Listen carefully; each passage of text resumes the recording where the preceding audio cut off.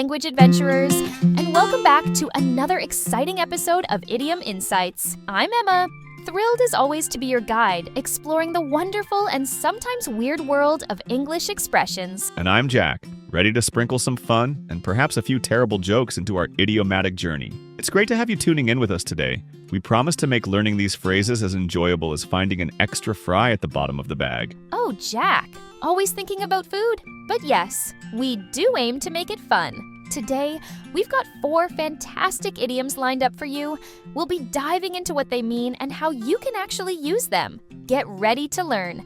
It takes 2 to tango, jump the gun, keep your chin up, and the rather infamous kick the bucket. That's quite a mix, Emma. From dancing to, well, buckets. It promises to be an interesting exploration. But before we tango with our first idiom, just a quick, friendly reminder. If you enjoyed learning with us on Idiom Insights, please consider hitting that subscribe button and giving us a thumbs up or a like, wherever you're listening. It really helps others find the podcast. Absolutely. Your support means the world to us. Right then, let's get started. Our first idiom today is, it takes 2 to tango. Jack, what comes to mind when you hear that? Besides dancing, of course. Well, beyond the beautiful Argentinian dance, this idiom has a very specific meaning in English. It means that for certain situations, especially arguments, conflicts, or even collaborations that go wrong, you need 2 people involved. One person alone can't be responsible. Both sides usually share some blame or responsibility. It's about shared action leading to a result, often a negative one.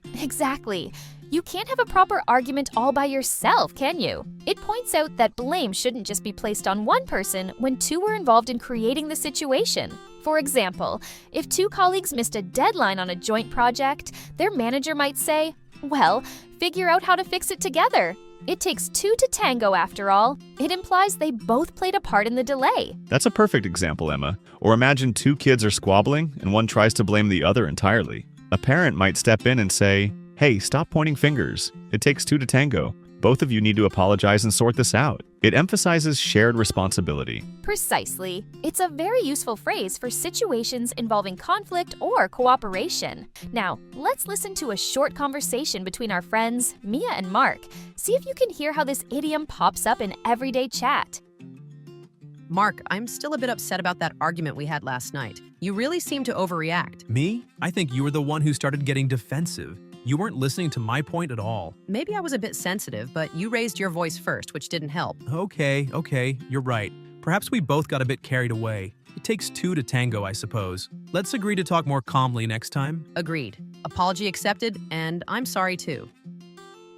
A classic scenario. Mark tried to put the blame on Mia, but then wisely admitted they were both involved in letting the argument escalate. Using it takes 2 to tango was his way of acknowledging his part in it. It was indeed. It helped diffuse the tension and move towards a resolution. A great example of the idiom in action. What about you, our listeners? Can you think of a time when it takes 2 to tango perfectly described a situation? Share your examples in the comments section. We'd love to read them.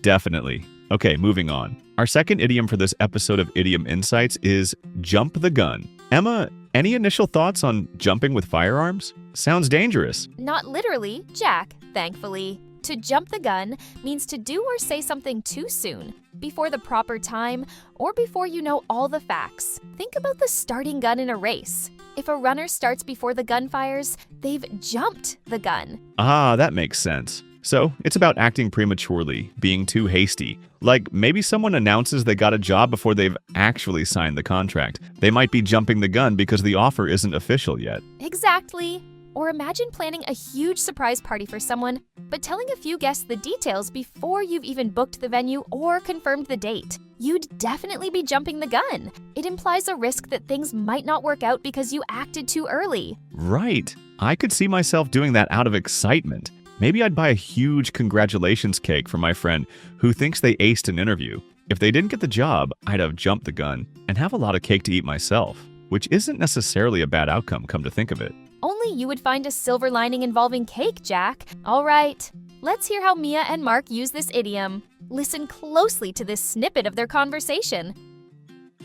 Mia, did you hear back about that volunteer position at the animal shelter? You seemed so sure you'd get it after the interview. Oh, I haven't heard officially yet, but I went ahead and bought the special volunteer t-shirt online.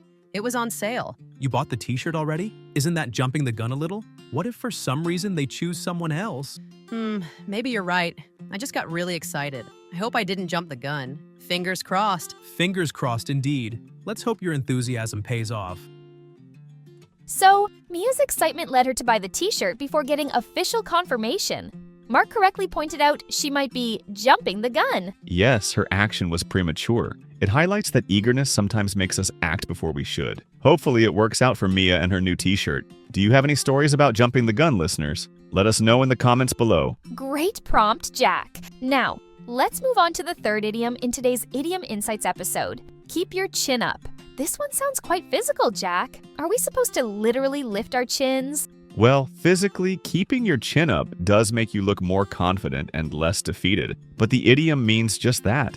Stay positive, don't get discouraged, remain brave and hopeful, especially when things are difficult. It's a way to offer encouragement to someone who is feeling down or facing challenges. That's a lovely explanation. It's like saying, don't let this get you down. For instance, if a friend fails a driving test, you might say, oh, that's tough luck, but keep your chin up.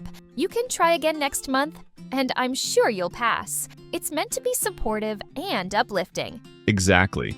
Or if someone is worried about finding a new job after being laid off, a friend might advise, it's a difficult time, I know, but keep your chin up. Something good will come along. Just keep applying and stay positive. It's about maintaining a hopeful attitude despite setbacks. It really is a phrase full of encouragement. Let's hear how it comes up in conversation with Mia and Mark. Here's another slice of their daily life. Oh, Mark, I feel so silly. I completely forgot my colleague's birthday today. I didn't even get her a card. Oh, don't worry too much about it, Mia. It happens to everyone sometimes. She probably understands you've been really busy lately. I still feel bad. She always remembers mine. Just apologize sincerely tomorrow and maybe bring her a small treat then. Keep your chin up. It's not the end of the world. A genuine apology will go a long way. You think so? Okay, thanks, Mark. I'll try not to dwell on it. There we go. Mia was feeling down about her mistake, and Mark used keep your chin up to reassure her and encourage her not to feel too bad about it, offering a practical solution too. It's a simple but powerful way to show support. It tells the person you care and believe they can overcome the situation or feeling. We encourage all our listeners to keep their chins up if they're finding English tricky sometimes. Practice makes perfect. And feel free to share how you might use keep your chin up in the comments. Well said, Emma. And now for our final idiom in this episode of Idiom Insights. This one is a bit different, perhaps more informal and sometimes used humorously, but it's good to know. It's kick the bucket. Yes, this one needs a little care when using it. Kick the bucket is an informal, colloquial way of saying to die, because it's so informal and can sound a bit blunt or even disrespectful depending on the context. You need to be careful about when and where you use it. Absolutely. You wouldn't typically use it in a formal setting or when talking about someone's recent passing if you want to be sensitive. However, it's often used more lightly. Perhaps when talking about something very old finally ceasing to function like a machine, or sometimes in dark humor, or when discussing hypothetical situations like making a bucket list, a list of things to do before you kick the bucket. That's a great point about the bucket list connection. Many people believe that's where the idiom might have originated, though its true origins are debated. So you might hear someone say, "My ancient washing machine finally kicked the bucket last night. Water everywhere." Here, it refers to the machine dying or breaking down permanently. That's a safe way to use it. Right. Or in fiction, you might read about a character reflecting on their long life, saying something like, "I want to travel the world before I kick the bucket." In that context, it can sound less harsh, more like a casual acceptance of mortality. But again, context is everything. Definitely. Let's listen to Mia and Mark. See how this informal idiom appears in their chat.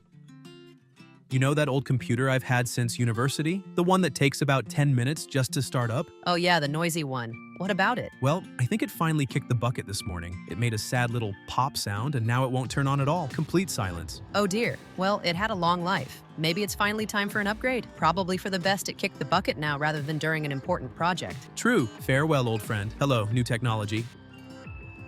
So Mark used kicked the bucket to describe his old computer dying, which is a very common and generally acceptable use of the idiom. Exactly. It injects a little bit of informal humor into the situation of the computer breaking down for good. It's much less sensitive than using it about a person, especially someone you know. So, listeners, be mindful of the context with this one. Maybe share examples of using it for objects in the comments. Good suggestion, Jack. And that brings us to the end of our idiom exploration for today. Wow, time flies when you're having fun with phrases. It sure does. So let's quickly recap the 4 idioms we uncovered in this episode of Idiom Insights. First, we had it takes 2 to tango, meaning shared responsibility is needed for certain situations, especially arguments. Second, jump the gun, which means acting too soon or prematurely. Then we learned keep your chin up, a wonderful phrase for encouraging someone to stay positive during hard times. And finally, kick the bucket, an informal way to say to die, best used cautiously, often for objects or in very specific casual contexts. Fantastic summary, Emma. We really hope you enjoyed learning these idioms with us today. Don't be shy about trying to use them.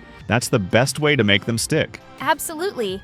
And if you found this episode helpful or entertaining, please do give us that lovely like or rating and hit subscribe so you don't miss our next linguistic adventure on Idiom Insights. We love hearing from you, so drop your thoughts, examples, or even idiom suggestions in the comments section. Until next time, keep practicing and keep exploring the amazing world of English. Bye for now, everyone. Take care. Bye-bye.